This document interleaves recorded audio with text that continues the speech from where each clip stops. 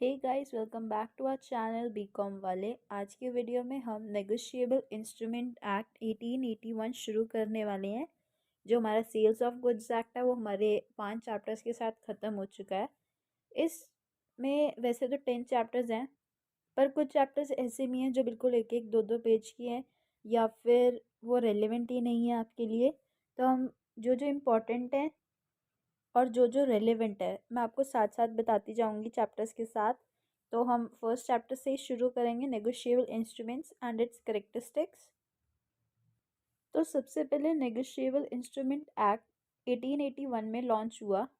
Act 26 बोलते हैं इसको, जो पास हुआ by council, receives its assent on 9th of December 1881. It came into force on 1st of March 1882 as the Negotiable Instrument Act 1881. The definition: a negotiable instrument, as the name suggests, ये एक instrument या फिर document है। सबसे पहले ये एक document है जो राइटिंग में होता है।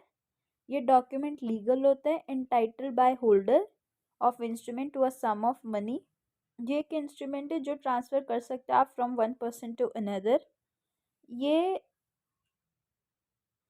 ये वो है जो अगर आप किसी पर्सन को ट्रांसफ़र कर रहे हो तो उसको दो राइट्स मिलेंगी, right to receive the money या फिर राइट टू फर्दर ट्रांसफ़र वो सेम इंस्ट्रूमेंट। और लास्ट होता है modes to transfer the instrument. By delivery कर सकते हो, by simply handing from one person to another such as bearer cheque, या फिर इंडोर्समेंट और delivery. In some instruments or या फिर order instruments have to be first endorsed। endorsement का मतलब means writing back for the instrument जो transfer कर रहा है इंस्ट्रूमेंट को to transferee with signature of transferor, और फिर डिलीवर कर रहे जिसे बिल ऑफ एक्सचेंज। या फिर ये एक एक्ट है जो रिकग्नाइज कर रहा है 3 काइंड्स ऑफ नेगोशिएबल इंस्ट्रूमेंट। वो क्या क्या हो सकते हैं: promissory note, bill of exchange या फिर चेक। ये एक इम्पॉर्टेंट चीज़ है जो आप याद रखें, ये आगे भी आएगा लेकिन वैसे भी 5 मार्क्स के लिए इम्पॉर्टेंट है। 3 types of negotiable instrument: promissory note, bill of exchange और एक चेक। तो नेगोशिएबल इंस्ट्रूमेंट एक प्रॉमिसरी नोट, ये आप डेफिनेशन में भी लिख सकते हो काइंड्स, ये under section 13 sub section 1 negotiable instrument का।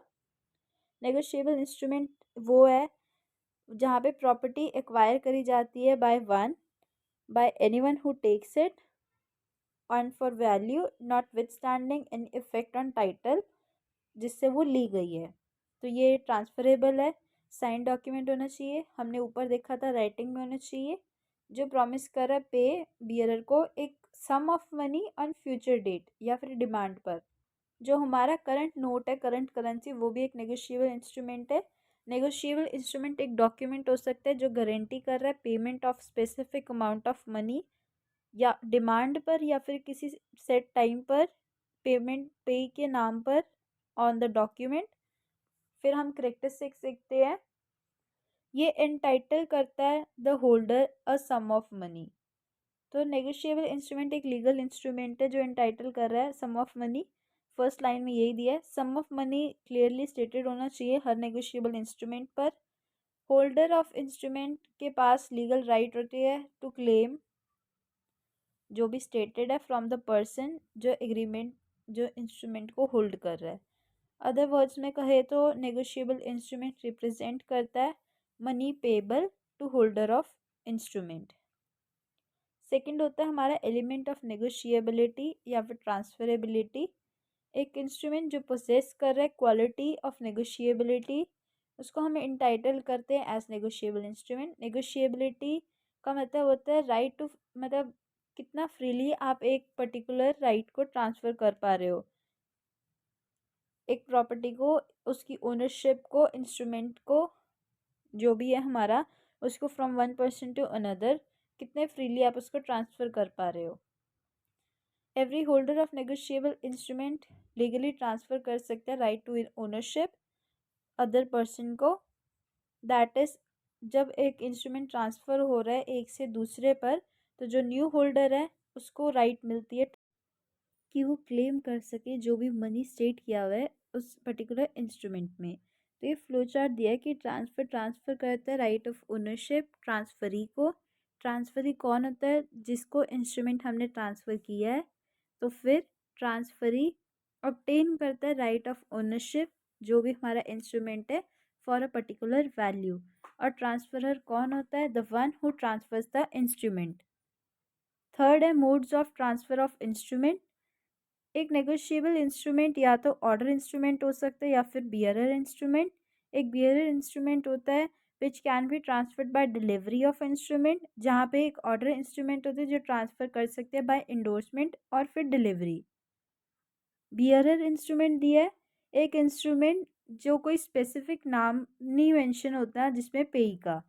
Such as a such an instrument is property of person जो होल्ड करता है इंस्ट्रूमेंट को, दैट इज जिसके पास फिजिकल पोजेशन हो या फिर कस्टडी हो।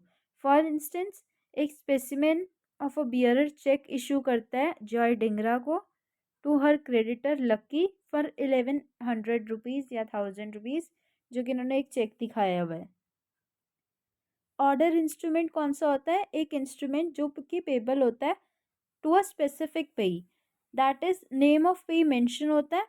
इसके अंदर मिस्टर लकी पे हमने नाम लिखा है, अमाउंट वगैरह सब सेम है। इस चेक में पर्सन का नाम है।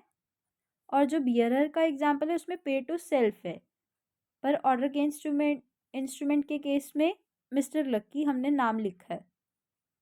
फोर्थ होता है इन राइटिंग। हर नेगोशिएबल इंस्ट्रूमेंट को राइटिंग में होना ज़रूरी है। एक oral promise to pay a sum of money to another person can be legally challenge in court of law. जो भी राइटिंग में वो ज़रूरी नहीं कि लिंक में हो, इंक में टाइप्ड हो, पेंसिल से भी एक्सेप्टेबल है, but every essential element of negotiable instrument is should be written. हमने नेगोशिएबल इंस्ट्रूमेंट की शुरुआत में ही देख लिया था डेफिनेशन में कि नेगोशिएबल इंस्ट्रूमेंट ज़रूरी है कि वो रिटन में हो। फिफ्थ होता है a certain some of money. Another essential characteristics of negotiable instrument is that sum of money is payable to pay must be certain या फिर definite। मतलब जो भी आप पे कर रहे हो वो पर्टिकुलर स्टेट होना चाहिए कि वो किस फिगर में, किस वर्ड्स में, या फिर उस अमाउंट को जो भी आप दे रहे हो shall be amount undertaken to be paid. मतलब ना वो कम होना चाहिए ना वो ज़्यादा होना चाहिए, एक सही अमाउंट होना चाहिए जो पे कर रहे हो। Consideration should be money only, ये तो खुद ही अंडरस्टूड है। Negotiable instrument has to be for a consideration. Under section 25 of Indian contract act, एक agreement without consideration is a void agreement. मतलब उस एग्रीमेंट को आप एग्रीमेंट ही नहीं मान सकते। एग्जाम्पल से समझते हैं। एग्जाम्पल समझने के लिए या फिर एग्जाम्पल कोट करने के लिए आप लिख सकते हो, पर एग्जाम्पल एज सच इम्पॉर्टेंट नहीं है। एक इंस्ट्रूमेंट है जो साइन कर रहा है ए कि आई प्रॉमिस टू पे ₹500 जब डिलीवर हो जाएंगे उसके पास black horse on 1 Jan next, is not a valid promissory note, क्योंकि ये भी पॉसिबल है कि उसने प्रॉमिस ये नहीं किया कि वो मनी पे करेगा, बल्कि कुछ और पे करने की बात हो रही है इसमें। सेवेंथ होता है अनकंडीशनल। एक negotiable instrument must be unconditional, that is जो पेमेंट ऑफ इंस्ट्रूमेंट है shall be on fulfilment of some conditions या फिर on happening of some contingency. For example I promise to pay B ₹5,000 7 days after my marriage to C. मतलब इसके अंदर उस बात का कोई लेना देना ही नहीं है। A bill of exchange of ₹10,000 payable to X if we supply goods to Z।